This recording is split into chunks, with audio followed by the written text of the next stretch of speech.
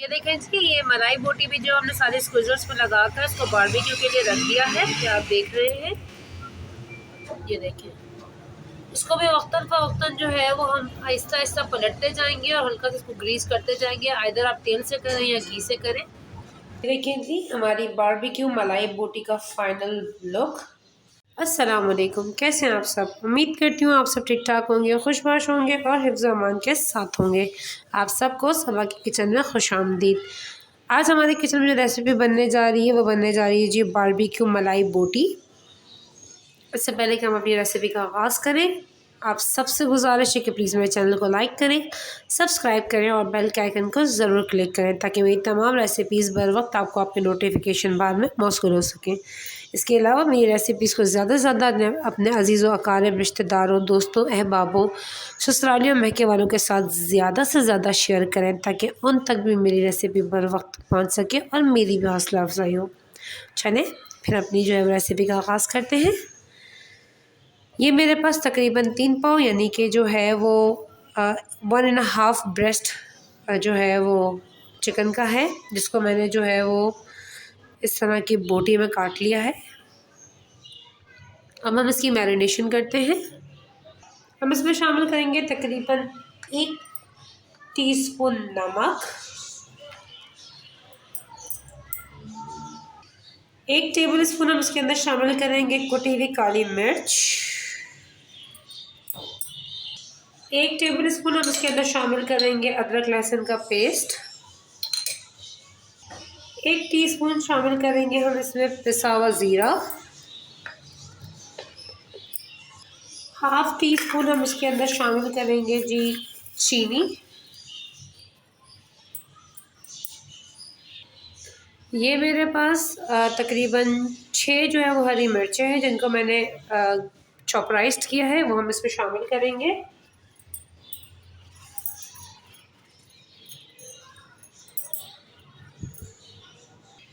एक टीस्पून हम इसके अंदर शामिल करेंगे वाइट पेपर, सफ़ेद मिर्च,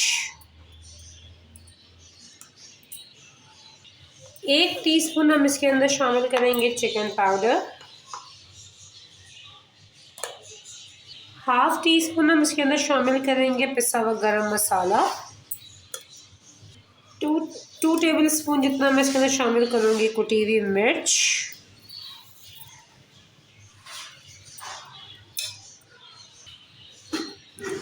1 टीस्पून जितना हम इसके अंदर शामिल करेंगे कुटा हुआ धनिया, 4 टेबल स्पून हम इसके अंदर शामिल करेंगे जी दही,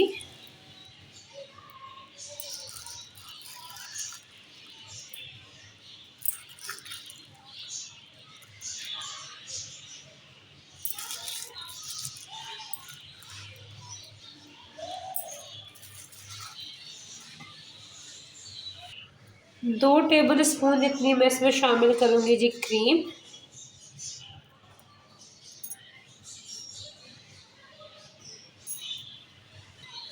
ये मेरे पास एक बड़े साइज़ का लेमन है जिसको मैं स्क्वीज़ करके इसमें शामिल करूँगी। 1 टेबल स्पून हम इसके अंदर शामिल करेंगे जी घी,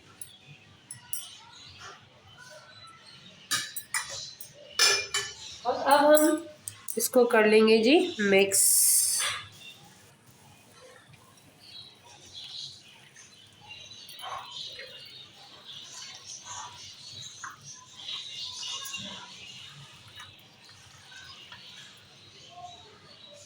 अच्छा जी, ये देखें हमारी बारबेक्यू मलाई बोटी का जो मसाले हैं वो मैरिनेट हो गए चिकन पे।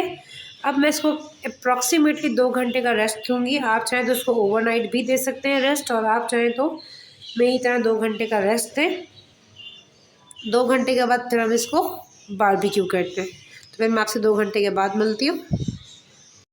अच्छा जी, ये देखें मेरी मलाई बोटी को जो है वो मैरिनेट किए हुए ऑलमोस्ट 2 घंटे हो चुके हैं। आप इसका टेक्सचर देख रहे हैं। अब हम इसको जो है वो स्क्वीज़र पे लगाएंगे।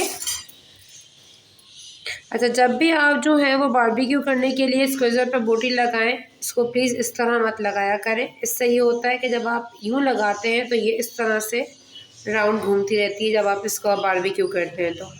लिहाजा इसको ये बोटी का जो ये साइड है उसको स्ट्रेट में लगाएंगे इस तरीके से।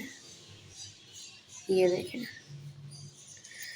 इसको आप यूं नहीं लगाएंगे कि इस तरह से घूमती रहे, बल्कि आप इसको इस तरह से साइड से डालेंगे, इस तरीके से। और ये ऐसे जाएगी।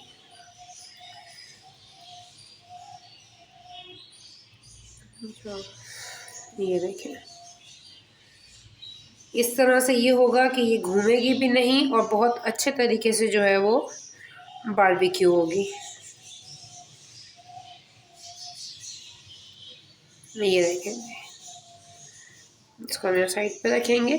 इसी तरीके से जो है वो हम बाकी सब को तैयार करके फिर हम इसका बारबेक्यू करते हैं। ये देखें जी, ये मलाई बोटी भी जो हमने सारे स्क्विजर्स में लगा कर इसको बारबेक्यू के लिए रख दिया है, ये आप देख रहे हैं। ये देखें, इसको भी वक्तन फ़वक्तन जो है वो हम आहिस्ता आहिस्ता पलटते जाएंगे और हल्का सा इसको ग्रीस करते जाएंगे। आइदर आप तेल से करें या घी से करें। फिर जब ये फुल तैयार हो जाती है तो मैं आपको उसका फाइनल लुक और फर्दर स्टेप्स बताती हूँ। ये देखें जी, हमारी बारबेक्यू मलाई बोटी का फाइनल लुक। ये आप देख सकते हैं कि मैंने इसके ऊपर हल्की हल्की सी क्रीम लगाई है, मलाई जो होती है। ये देखें जी, ये देखें, जब इसका लुक देख रहे हैं।